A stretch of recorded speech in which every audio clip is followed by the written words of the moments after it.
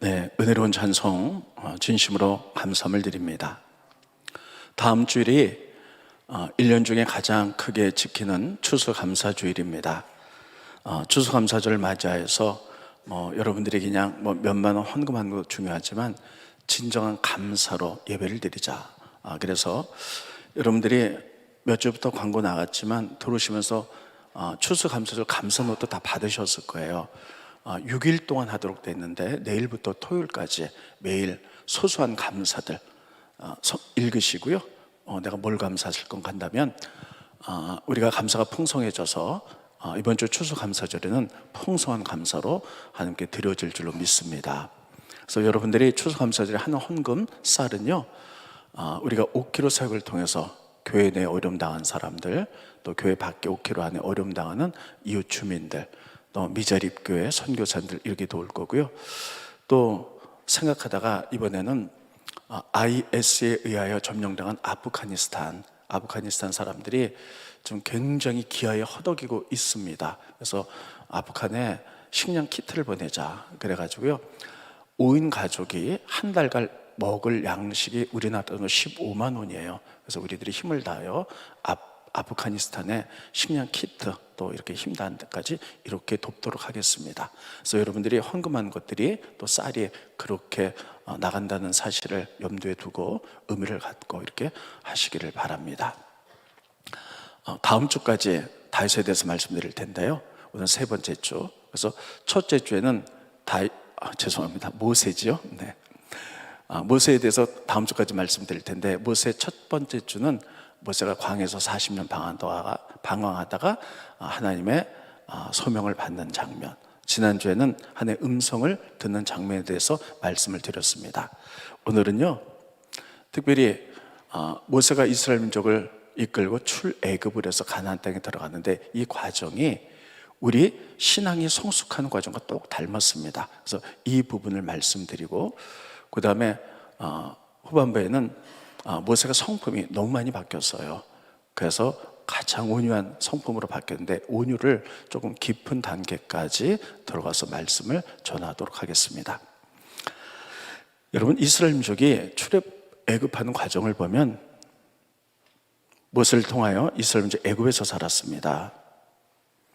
근데 모세를 통하여 애굽을 나오죠. 그런데 앞에 홍해 바다가 있어요. 그래서 하나님이 홍해 바다를 가르셨어요. 그리고 이스라엘 민족이 지나갑니다. 그리고 또 애굽의 군사들이 쳐들어가는데 홍해 바다를 덮으셔서 이제 애굽의 군사들이 다 죽습니다.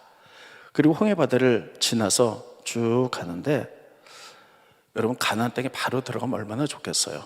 근데 하나님이 그들을 40년 동안 광야에서 훈련을 시키십니다. 고난이 오죠. 그리고 훈련 동안에 그들이 잘 가나안 땅에 들어갈 만한 성품으로 빚어지자 하나님 그들을 이제 가나안 땅에 집어넣습니다. 그래서 애굽을 나와서 가나안 땅 가는 과정, 이 과정이 모세가 이스라엘 민족을 이끌고 갑니다. 이 과정이 우리가 예수를 믿고 변화되는 성숙하는 과정과 똑 닮았습니다. 애굽은 세상을 의미해요.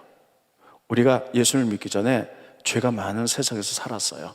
예수를 믿고 구원받게 됐죠. 그러면 홍해 바다는 구원을 의미합니다. 세례를 받고 구원을 받는 것이죠. 이 부분 성경은 이렇게 기록하고 있습니다. 먼저 성경을 보고 설명해 드리겠습니다. 스크린 보시죠.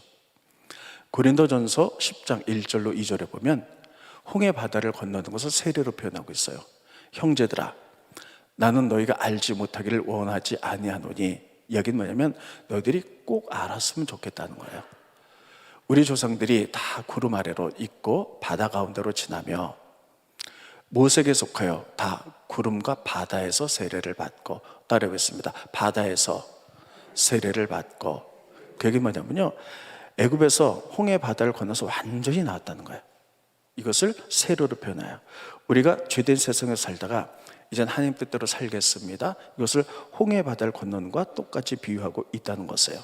근데 재밌는 건 뭐냐면 홍해 바다를 쫙 갈랐잖아요. 근데 홍해 바다가 물로 다시 채워졌다는 거예요. 왜 채워졌을까요? 이스라엘 민족이 홍해바다를 건너 광야를 가다가 조금 힘들면 애굽으로 돌아갈래? 돌아갈 수가 없어요. 바닷길이 다 없어졌기 때문에. 그게 뭐냐면 너희가 예수 믿고 구원받았으면 전진만 있을 뿐이지 과거로 돌아갈 수 없다는 거예요. 만약에 과거로 돌아가면 어떻게 될까요? 홍해바다를 건너야 되는데 길이 없으니까 막 수영해서 못 건넙니다. 너희가 이제 세상으로 돌아가면 영적 죽음만 있을 뿐이다, 이런 뜻이에요. 그리고 너희는 홍해바다를 건너 구원받았으면 전진만 해라.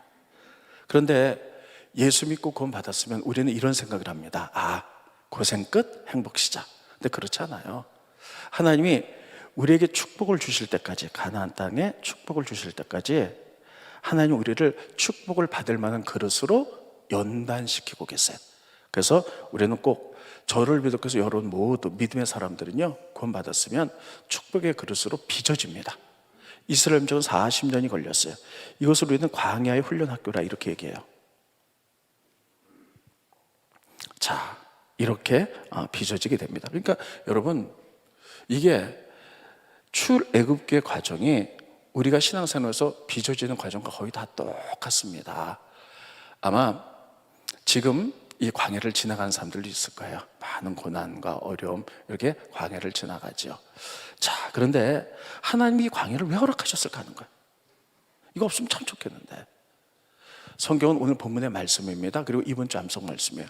우리가 광야를 지나가게 하신 목적은 다음과 같다는 거예요. 스크린 보십니다. 신명기 8장 2절로 4절에 보면 내 하나님께서 이 40년 동안에 내게 광야길을 걷게 하신 것을 기억하라. 어떻게 하라? 기억하라. 여러분 성경 읽다가 기억하라 그러면 반드시 기억하세요.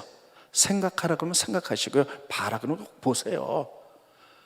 광야길을 40년 동안 연단시킨 것을 꼭 이유가 있는데 기억하라는 거예요.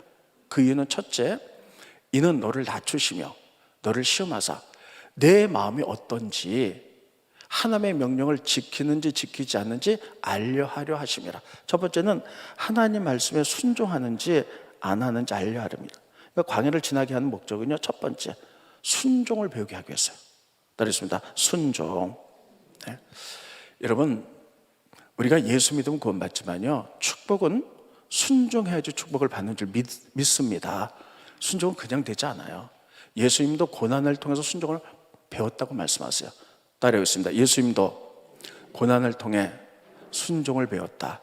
그러므로 여러분, 우리들이 잘 되면 순종할 것 같죠? 그러나 그렇지 않아요. 죄성이 있기 때문에 고난이 와야만이 아이고 이게 아니구나 순종해야지. 이스라엘 민족은 40년 동안 광야를 방한 이유는 순종을 배우기 위해서. 이게 첫 번째 목적이라는 거예요. 두 번째 또 보겠습니다. 스크린 넘겨주시고요. 신명기 8장 2절 3절에 보면 너를 낮추며 너를 줄이게 하시며 또 너도 알지 못하며 내 조상들도 알지 못하던 만나를 내게 먹이신 것은 사람이 떡으로만 사는 것이 아니라 하나님의 입에서 나오는 모든 말씀으로 사는 줄을 내가 알게 하려 하십니다.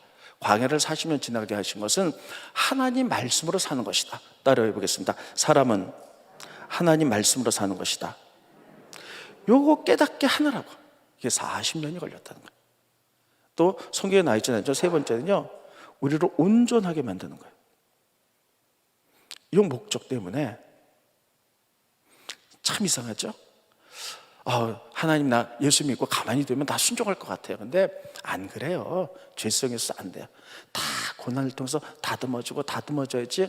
아이고 순종하겠습니다. 하나님 말씀대로 살아야죠. 이렇게 한다는 거예요.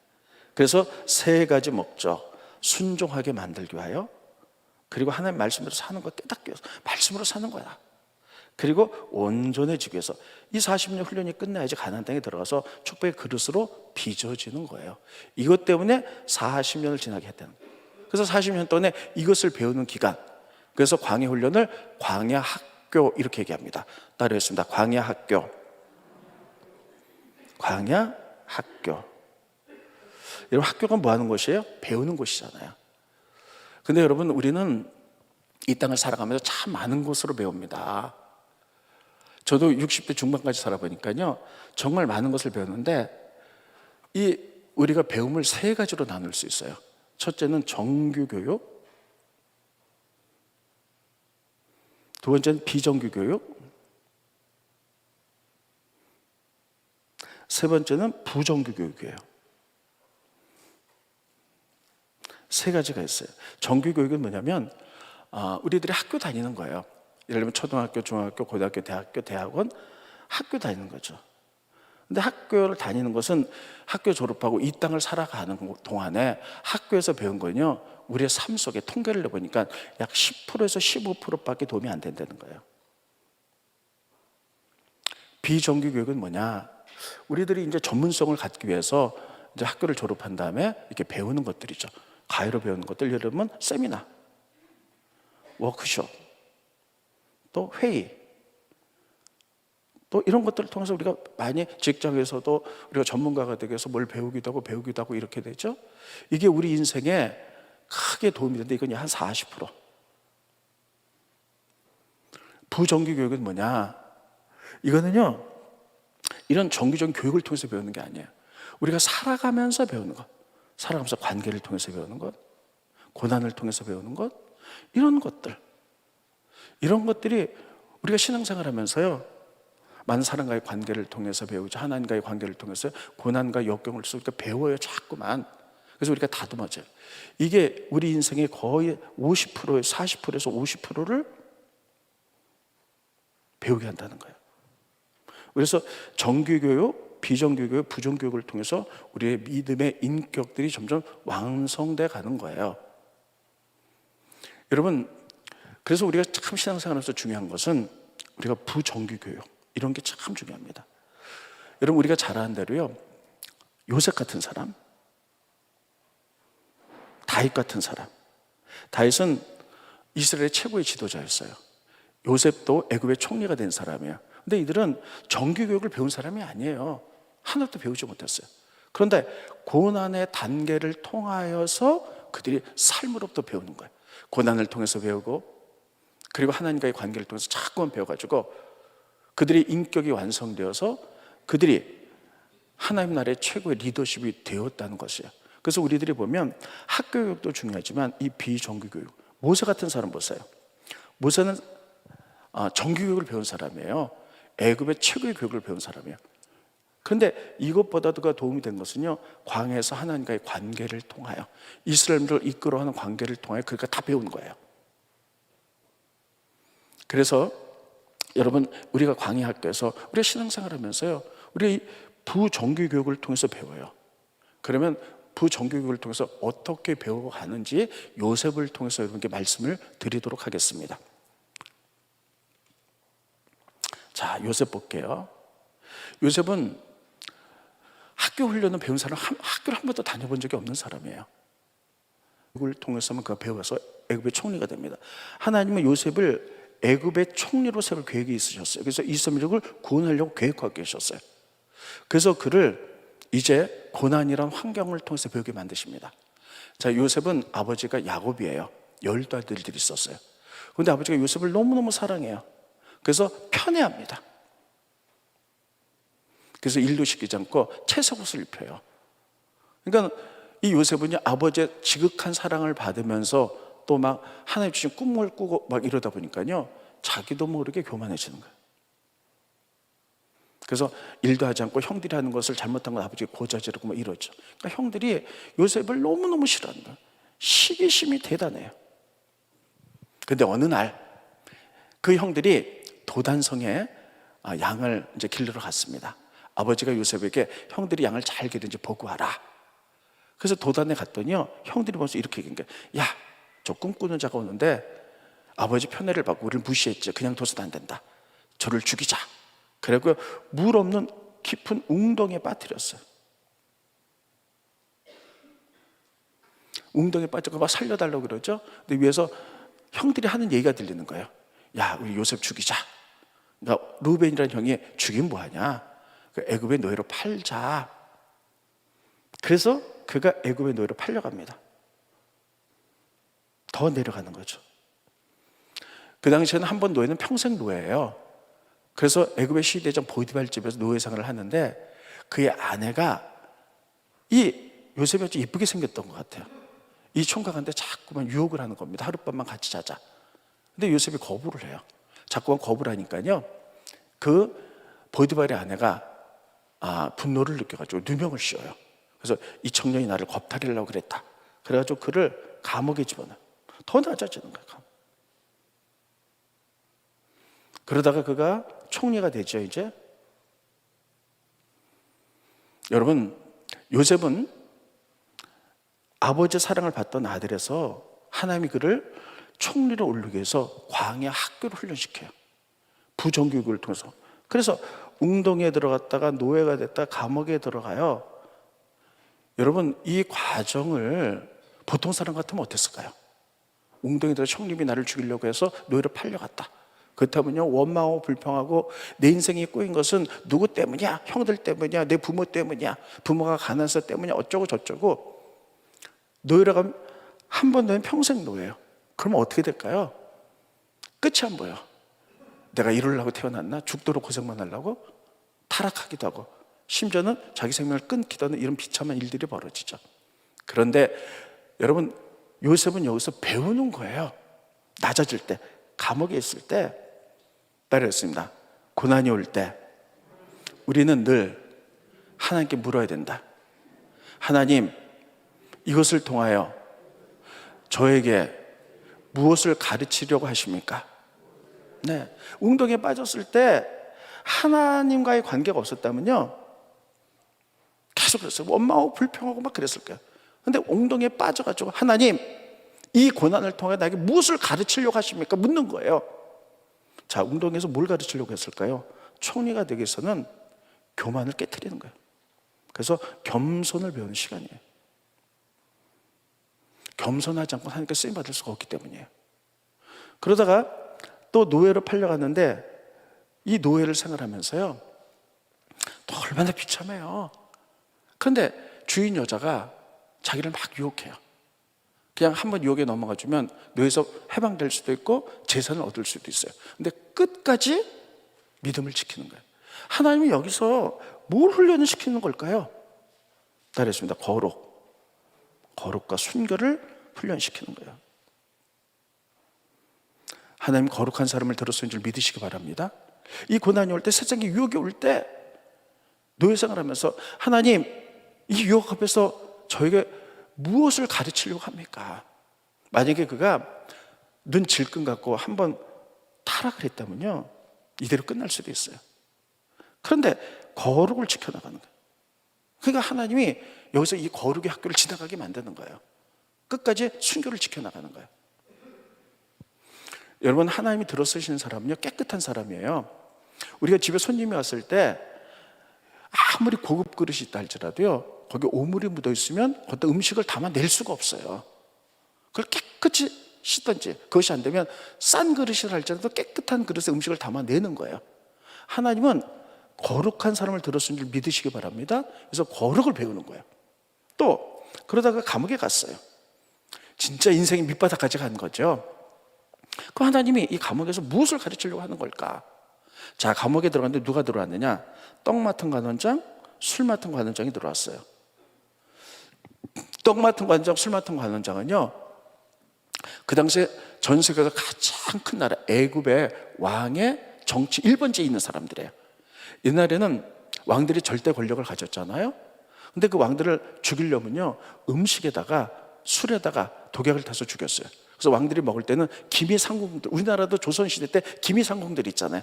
그래서 그 음식이 안전한지 안전한지는 기미상궁들이 먼저 먹어보고 안전하면 이제 왕이 먹잖아요. 떡 맡은 관원장, 술 맡은 관원장도 이 왕의 생명과 직결되기 때문에 가장 측근들이었어요. 그래서 애굽에 돌아간 정치적인 상황을 누구보다도 잘하는 사람이었어요. 하나님이 이 감옥에 보내서 애굽의 총리로 올리려면 애굽의 정치를 알아야 되죠. 여기서는 정치를 배우는 시간이었어요. 자, 이렇게 여러분, 요셉은 교육은 하나도 받지 못했어요. 근데 애굽의 총리에서 이스라엘을 구원하고 애굽을 구원할 수 있었던 것은 전부 다 부정규 교육, 살아가면서 관계를 통하여, 고난을 통하여, 그냥 나 재수 없고 나 왜 이렇게 살아야 했다 비난하고 이렇게 살았던 것이 아니야. 모든 삶의 과정에 하나님이 계시기에, 따라해보겠습니다. 모든 삶의 과정에 하나님이 계신다. 여러분, 우리가 고난받는 그 상황 속에도 하나님 계세요? 우리가 높아지는 그 과정에도 하나님 계세요? 요셉이 웅덩이에 빠졌을 때도 하나님 거기 계셨고, 또 노예로 팔려갔을 때 유혹받을 때도 거기 계셨어요. 그러니까 요셉은 광야 학교를 지나면서 배우려고 했던 거예요. 이 어려움을 통해서 저에게 뭘 가르치려고 하십니까? 이렇게 하나님께 묻을 때 하나님의 손길이 보이는 줄 믿으시기 바랍니다. 만약에 여러분 그냥 하나님과의 관계없이 그냥 재수없고 내가 왜 이렇게 원망하고 불평하면 하나님의 손길이 보이지 않아요. 그러면 그 인생 그렇게 끝나는 거예요. 그리고 광야 훈련 학교가 더 계속 진행되는 거예요. 그래서 광야 학교는 배우는 곳이에요. 여러분, 지금 오늘 오신 분들 가운데도 물질 어려움, 관계 어려움, 뭐의 어려움이 없는 사람이 없어요. 그때 예수 믿는데 왜 내가 이런 일을 겪어야 돼? 내가 이게 왜 이렇게 원망하지 마시고요. 이 과정을 통해서 하나님 나에게 무엇을 가르치려고 하는지 계속 물어보세요. 그러면 믿음의 가치관에 그 답이 나와요. 하나님이 나로 하여금 이것을 훈련시키는구나. 그때 고난 속에서 나를 이끄신 하나님의 손길이 보이는 줄 믿으시기 바랍니다. 이것을 보는 것이 믿음인 줄 믿으시기 바랍니다. 이것을 발견하는 게 얼마나 중요한지 몰라요. 그래서 믿음의 그릇이 돼야만이 가나안 땅에 들어갈 수 있는 거예요. 그래서 모세를 통해서 애굽에서 가나안 땅에 들어가는 이 과정, 이것이 우리의 신앙의 훈련 과정과 똑같이 돼 있다. 기억하시고요. 다시 한번 너무나 중요하기 때문에 하나님 말씀하셨잖아요. 기억하라고 말씀하셨잖아요. 그렇습니다. 기억하자. 자, 고난의 시간에 기억하세요. 이 기가 막히게 어려운 시간에 나로 무엇을 가르치려고 하십니까? 그러면 말씀의 기반 가운데 딱딱 하나님 이거 가르치는구나, 이거 가르치는구나 이러면서 성숙해져 나가는 거예요.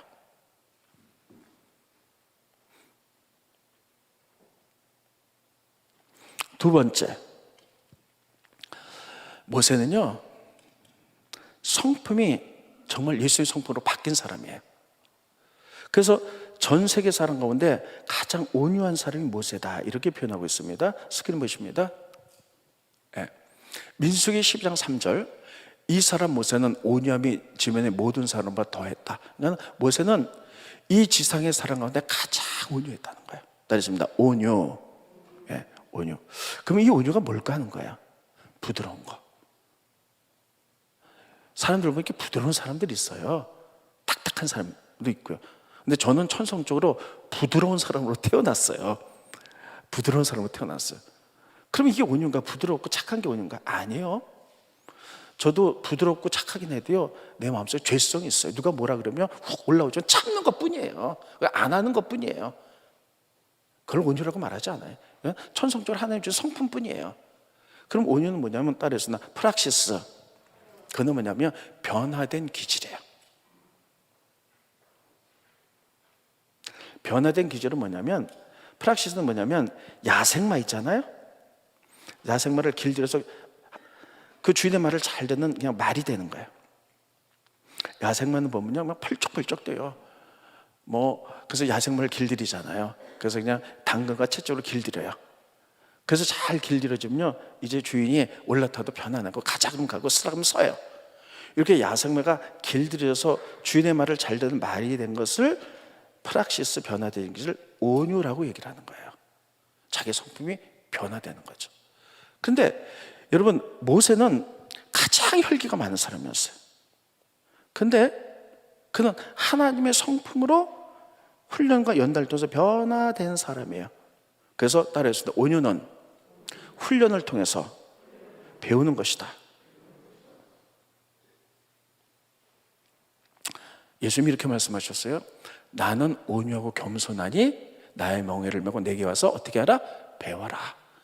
따라했습니다. 온유는 예수님께 배우는 것이 훈련되는 거예요. 타고난 기질이 온유한 사람들, 착한 사람도 있고 막 빡빡한 사람도 있지만 정말 그 사람의 성품을 예수의 성품으로 바뀌는 것, 이건 훈련을 통해서 되는 거예요. 날마다 기도하면서 나의 성품을 십자가에 못 박아. 그리고 내 안에 예수님이 나를 지배하고 다스리도록, 그래서 하나님의 성품으로 바뀌도록. 이게 훈련. 그래서 예수님이 나는 온유한 사람이다, 겸손하니 내게 와서 배우라고 말씀하셨어요. 훈련되라. 그래서 매일 기도하면서 십자가 밑에 나 자신을 놓는 거예요. 하나님, 어떤 사람이 나한테 막 뭐라 그랬는데 막 세상 말로 승질나 죽겠어요. 그래, 다 십자가 놓고 예수의 성품으로 용서하고 관용하고 이게 배우는 거예요. 이게 하루아침에 되지 않아요. 모세는 광야 40년이 걸렸어요. 자, 이게 성품이거든요. 자, 모세가 혈기가 얼마나 많은지 보세요. 처음에 그 애굽의 왕자였는데 알고 보니까 이스라엘 노예였잖아요. 그래가지고 이제 그 힘을 이용해서 이스라엘을 구원해 봐야 되겠다 하고 막 있는데, 오늘 지나가다 보니까 애굽의 군사들이 이스라엘 자기 민족을 막 때려요. 그리고 너무나 화가 나가지고 그냥 퍽 쳤는데 그 사람이 죽었어요. 못 참는 거야. 혈기가 대단한 사람. 우리 주변에도 보면 혈기 많은 사람들이 있어요. 제가 아는 어떤 혈기 많은 사람들, 어르신은요, 난 지금 다 돌아가셨지만 옛날에 어렸을 때 그만 보면 너무나 무서워. 담배를 많이 피셨는데 누가 뭐라 그러면요, 옆에 뒷대를 막 이제 집어 던지려고, 이게 욱한 사람들이 있어요. 막 말해도 막 험하게 하는 사람. 모세가 이런 사람이었거든요. 그런데 광야 40년 동안에 다듬어지는 거예요. 다듬어서 하나의 성품으로 바뀌는 거야. 그래서 그 성품이 바뀌어서 하나의 성품으로 용서하고 막 이런 것들이 성경에 3번이 나오는데, 첫 번째는 미리암이에요. 자기 누이 미리암이 모세를 막 비난해요. 그러니까 하나님이, 모세가 엎드리니까 하나님이 이렇게 말하죠. 너 어떻게 하나님의 세운 권위자를 비방하냐. 그래서 문둥병이 걸렸어요. 옛날 모세라면 어땠을까요? 거봐, 그냥 내가 누군데 나를 건드려, 그래서 문둥병 걸렸잖아, 그 쌤통이다, 뭐 죄송합니다 표현이 그래서 그럴 수도 있겠어요. 그런데 옛날 같으면 혈기 많았으면 그럴 텐데 이제 변화받아갖고요, 하나님 앞에 엎드려서 이렇게 하는 거예요. 하나님, 그가 잘못했지만 그를 고쳐주세요. 이렇게 긍휼과 용서로 나가는 거야. 이게 온유거든요. 자, 스크린 보세요. 민수기 10장 13절에 보면 모세가 여호와께 부르짖어 이르되 하나님이 원하건대 미리암을 고쳐주시옵소서. 그래, 우리는 이것까지 가능할 수 있어요. 나를 막 뭐라 그런 사람 병 걸렸다면 아유 안 됐다, 하나님 고쳐, 이럴 수 있어요. 두 번째, 여러분, 고라에 250명의 중직들이 반란을 일으켜요. 여러분, 위정자들이 가장 무서운 게 뭔 줄 아세요? 반역을 일으키는 사람이에요. 막 반역 일으키면 고대에 보면 왕조가 갈리면 다 죽이잖아요. 다 죽이잖아요. 그런데 모세가 이스라엘을 이끌고 광야를 지나는데 고라 250명의 제사장들과 레위인들과 중직들이 반역을 일으켰어요. 여러분, 옛날에 모세 같으면 어떡합니까? 요즘 정치인 같으면 어떻게 했을까요? 북한 같으면 다 숙청해버리죠. 그래서 저것들 안 되겠다고 씨를 자르자 막 다 이렇게 됐을 거예요. 옛날 같으면 혈기 부리면 모세가 대단해요. 근데 모세가 어떻게 하냐면 엎드려요. 하나님, 이럴 때 어떻게 해야 됩니까? 가르쳐 주십시오. 하나님 이렇게 말하죠. 하나님이, 내가 이들을 멸하겠다고 말하는 거야. 다 멸망시키겠다. 근데 모세가 어떻게 합니까? 그렇죠. 그래서 반역의 싹을 자르고 새롭게 시작해야 돼, 이렇게 하지 않았어요. 모세가 엎드렸다는 거예요. 그럼에도 불구하고 그들을 한 번만 더 기회를 주시고 용서해 주세요. 이게 온유예요. 스크린 보십니다. 민수기 16장 45절에 보면 너희는 이 회중에서 떠나라. 하나님 이제 말하는 거야. 내가 순식간에 고라와 250명의 잔당들을 멸하겠다. 멸하겠다는 거는 다 죽이겠다는 거예요. 하심에 두 사람이 어떻게 했어요?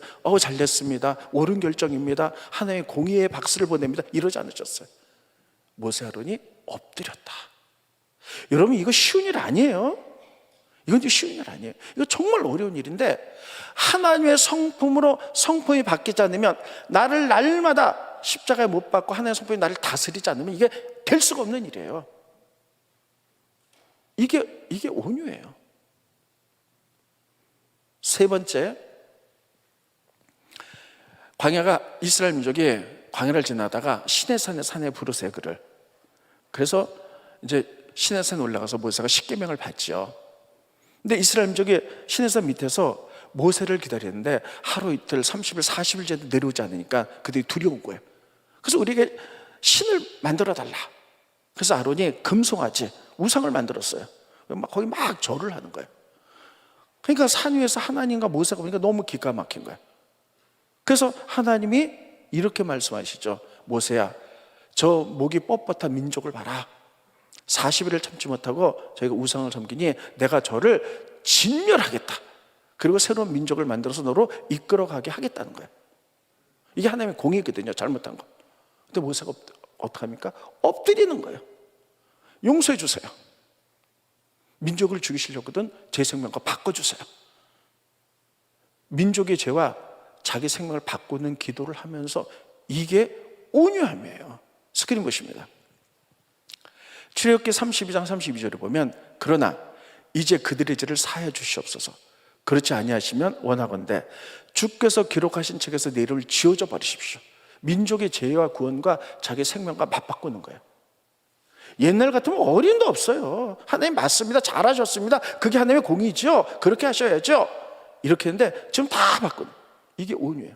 오히려 그들을 위해서 엎드리고 용서해주고 긍휼을 베풀고 한 번 더 기회를 달라고 하고 이렇게 바뀐 게 온유예요. 이 온유는 아까도 말했지만 따라했습니다. 예수님께 배우는 거다. 훈련을 통해서 배우는 거예요. 여러분, 이건 그냥 되는 게 아니에요. 온유는 성령의 열매라서 오랜 시간 끝에 되는 거예요. 이게 남의 얘기라면 금세 그래 그래야지. 근데 막상 내 얘기가 되면요, 누가 내 자존심 하나만 건드려도 펄펄 뛰어요.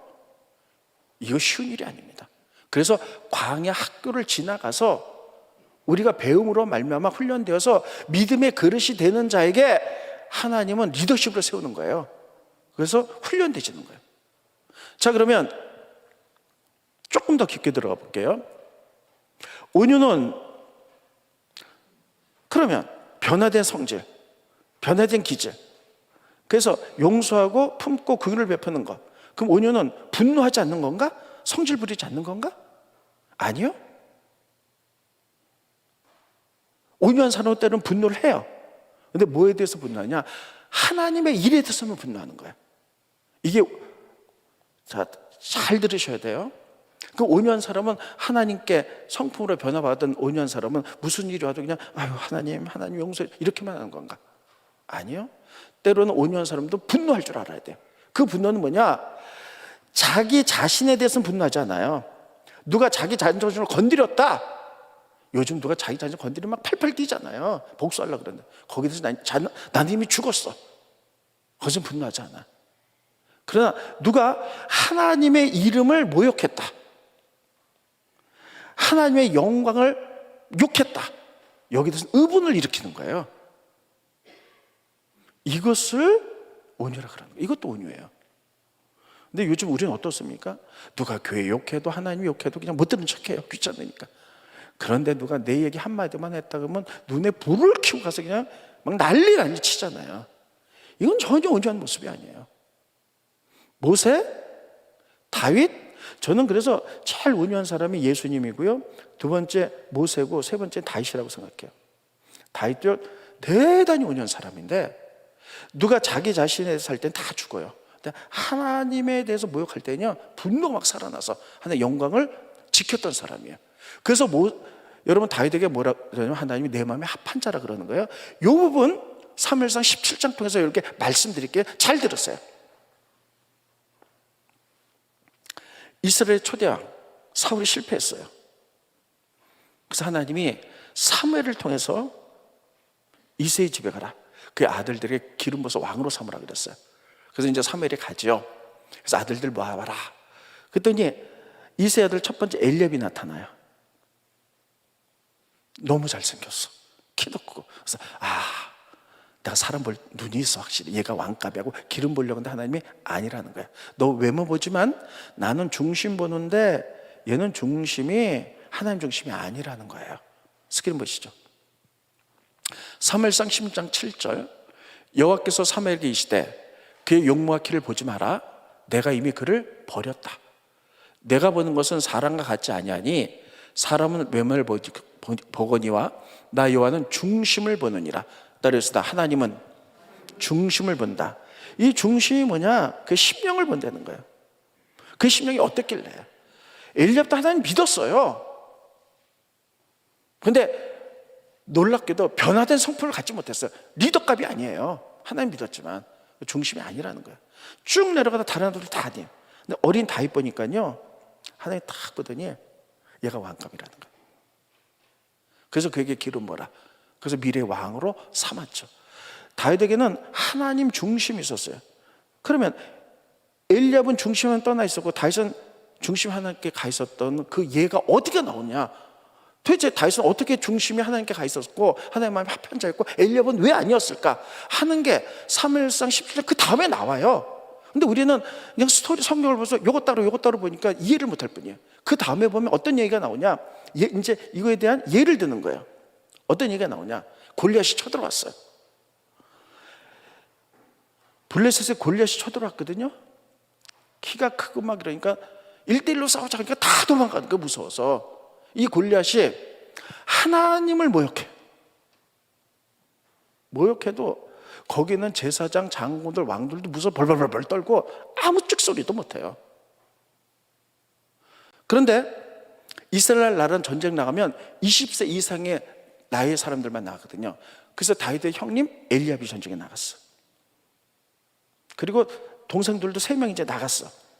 그러니까 아버지가 자기 아들들이 전쟁이 잘 되는지 궁금해갖고요, 다윗은 아직 20살이 안 됐기 때문에 전쟁에 못 나갔거든요. 음식을 사주면서 형님에게 갖다 줘라. 그래서 심부름을 이제 전쟁터로 가는 거예요. 가서 보니까요, 사람들이 골리앗이 나타나고 막 쩔쩔쩔쩔 매는 거예요. 가만히 보니까 골리앗이 막 하나님을 막 모욕하는 얘기를 막 하는 거예요. 모욕하는 거. 그러니까 다윗은요, 거기서 분노하는 거예요. 그 당시에 전쟁이 일어났는데 사울왕도 제사장도 누구도 이 골리앗이 하나님의 이름을 모욕했는데도 한마디도 못하고 있었어요. 근데 어린 다윗이 분노하는 거예요. 이 하나님의 이름을 모욕한 자를 그냥 둘 수 없다. 그래갖고요, 그 물매에다 돌을 넣어가지고 그를 죽이죠. 이게 온유한 사람이에요. 온유함은 성질을 안 내는 게 아니에요. 성품이 변해서 다른 사람을 용납하고 용서하고 긍휼을 베풀지만 하나님의 이름이 모욕받을 땐 분노하는 거예요. 근데 자신이 모욕받을 때니까 참아내는 거예요. 사울이 죽이려고 해도 다 참아내잖아요. 자, 그 부분 보겠습니다. 사무엘상 17장 26절에 보면 다윗이 곁에 있는 사람들에게 말하여 이르되, 이 블레셋 사람 쭉 하면서 맨 마지막에 이렇게 얘기합니다. 이 할례 받지 않은 블레셋 사람이 누구이기에 살아계신 하나님의 군대를 모욕하느냐? 하나님 모욕한 자 그냥 둘 수 없다는 거예요. 그래서 어린 다윗이 분노해서 일어나는 거예요. 그러니까 이게 하나님 마음에 합한 거예요. 반면에 엘리압, 똑같은 상황이지만 큰형이 있어요. 근데 엘리압은 골리앗 앞에서 쩔쩔쩔 한마디도 못해. 근데 다윗이 딱 나타나니까 다윗을 막 분노하는 거예요. 왜요? 자기가 왕이 될 줄 알았는데 자기 한참 어린 동생이 왕자를 빼앗겼으니까 네가 뭔데 나보다 왕이 돼? 시기, 질투 막 이런 게 있으니까요, 다윗을 보면서 너 구경하러 왔지? 막 이러면서 막 화를 내요. 분노를 사람에게 내요. 스크린 보십니다. 사무엘상 17장 28절에 보면 큰형 엘리압이 다윗이 사람들에게 한 말을 들은지라 그가 엘리압이 다윗에게 노를 말하여. 왜 화를 냈을까요? 아버지의 명령대로 음식 갖다 주러 왔는데 이 다윗을 보니까 시기심인 거야. 나보다 어린 게 벌써 기름 부어서 왕이 되고 나는 아니야. 질투심. 그 때문에 다윗 보면서 너 놀러 왔지? 뭐 전쟁 구경하러 왔지? 마지막 벌써 내가 전쟁 구경을 왔더라. 막 그러면서 시기심과 질투로 다윗에게 분노하는 거예요. 하나님이 엘리압에게 뭐라 하죠? 이거 중심이 없다고 그랬잖아요. 그러면서 그 다음 예를 다 보여주는 거예요. 이게 그 다음에 예를 다 보여주는 거예요. 우리는 어떻습니까? 여러분과 저는 어때요? 누가 교회 욕하고 하나님 욕하고 모욕해도 그냥 못 들은 척 하지 않습니까? 에이, 다 그런데. 그런데 누가 내 욕 한마디만 하고 뒷담 그냥 하나하나 하면 막 난리 버거지를 치면서 막 벌벌벌 떨면서 밤에 잠도 못 자고 복수해야지 막 이러지는 않습니까? 하나님이 들었었던 사람 모세는 최고의 온유한 사람, 나에 대해서는 좋은 사람이에요. 그리고 하나님의 성품을 가진 사람, 그리고 하나님의 이름이 모욕받을 때 분노했던 사람, 그러나 나를 누가 그냥 시비를 걸고 자존심 상할 때 나는 죽었습니다. 십자가 못 박은 사람. 이게 온유한 사람이고, 이게 하나님이 중심 보실 때 보시는 사람이고, 이런 변화된 심령을 가진 사람을 하나님이 세우사 하나님의 일꾼 삼은 줄 믿으시기 바랍니다. 우리는 지금 이 과정에 있어요. 태어날 때부터 이런 사람 아무도 없어요. 그래서 이건 훈련되시는 거예요. 그래서 5년은 예수님께 배우고 훈련되는 거다. 누가 먼저 이게 훈련되냐는 거예요. 그래서 이게 기도라는 게 매일 뭐 주십시오 이게 아니라 내 자신을 십자가에 놓는 거예요. 하나님, 나 자신에서 죽습니다. 나는 이미 홍해를 건넌 사람이야. 세례 받은 사람이야. 세례 받는 거예요. 나는 죽고 예수 안에서 내가 살겠다는 거죠. 나의 혈기 십자가에 못 박습니다. 나의 분노 십자가에 못 박습니다. 내 자존심 십자가에 못 박습니다. 내 안에서 오직 성령님 살아계셔서 나를 지배하시고 내 뜻대로. 그렇게 기도하지만 또 넘어지고 또 넘어지지만 그래 또 일어나고 또 일어나고. 그래서 점점 성화돼 나가는 거예요. 이게 훈련되지 않으면요, 여러분 모세처럼 절대 못합니다. 다른 사람이 오면 아이 기도해 이러지만요, 이게 내 문제가 돼서 누가 나를 욕하고 비난하고 누가 내게 반역이 일으키고 한다면 절대 가만히 안 있어요. 우리는 지금 이렇게 만들어지는 과정에 있는 줄 믿으시기 바랍니다. 날마다 훈련하셔야 돼요. 저도 날마다 훈련해요. 훈련하는데 또 넘어지고, 훈련하는데 또 넘어지고 또 넘어지고 할 뿐이에요. 그렇지만 그때보다 또 훈련하고 또 훈련해서 주님이 원하는 중심이 하나님께 가 있는 자, 예수님께 온유와 겸손을 배우는 자가 되는 것뿐이에요. 그래야만이 하나님 그런 사람을 중심에 합한 자, 내 마음에 합한 자로 보시고 그런 사람을 사용할 줄 믿으시기 바랍니다. 우린 그 과정을 가는 것뿐이에요. 여기에 대해서 우리가 노력하고 애쓰고 훈련되시기 바랍니다. 누가 먼저 훈련되냐에 따라서 하나님 그런 사람을 들어 쓰시는 거예요. 결론입니다. 우리는 이 땅에 하나님 나라를 세우라고 부름받은 자들이에요. 하나님의 자녀들이에요. 맨날 교회에서 뱅뱅뱅뱅 하지 마시고요, 우리가 삶의 현장에서, 직장에서, 사업터에서, 각계 영역에서 우리가 하나님의 영향력을 나타내야 돼. 그런데 누가 내 감정 건드렸다고 막 싸우고 어쩌고 혈기 부리고 그러면요, 하나님 나라고 뭐고 다 없어져요. 그래서 나를 십자가에 못 박고 나에 대한 철저히 죽는 거예요. 영향력을 끼치기 위해서는, 하나님의 마음에 합한 자가 되기 위해서는 온유를 배우셔야 돼요. 기도하겠습니다. 고마우신 주님, 은혜를 감사함을 드립니다. 출애굽기의 여정이 나의 믿음의 성장 과정과 닮아 있습니다. 하나님, 우리가 예수 믿고 구원 받았으면 이제 하나님이 우리를 새로 빚으시는데 광야 학교에 들어갑니다. 하나님, 고난을 통해서 순종을 배운다고 말했는데 고난과 어려움이 올 때에 왜 이렇게 어렵만 오지? 원망하고 한숨 쉬는 것이 아니라 그런 과정 속에서 하나님, 이 고난을 통해서 저에게 무엇을 가르치려고 하십니까? 배우는 자세 잊지 않도록 도와주시고, 40년 동안 이스라엘인들 광야로 지나게 하신 것은 기억하라고 말씀했습니다. 우리가 기억하기 원합니다. 그것을 통해서 순종을 배우게 하시고 믿음의 그릇 되게 하게 하시고 말씀으로 사는 법을 배울 수 있도록 도와주시옵소서. 또한 하나님, 우리가 온유한 자가 되기 원합니다. 날마다 주님과 깊게 교제하며 그리스도의 성품을 닮아갈 수 있도록 도와주시되, 예수님이 말씀하시기를 난 온유하고 겸손하니 나의 멍에를 베고 내게 배우라고 말씀하셨습니다. 온유는 배우는 것이고 훈련되어지는 것입니다. 하나님, 날마다 주님과 깊은 교제 속에서 나를 십자가에 못 박게 하게 하시고 나의 혈기를 십자가에 못 박게 하시고 자존심을 십자가에 못 박게 하게 하시고 내 그리스도의 성품 가운데 우리가 훈련되어져서 하나님에 대해서 살고 나에서는 죽는 저희들이 되어갈 수 있도록 축복하여 주시옵소서. 예수님의 이름으로 간절히 기도합나이다. 아멘.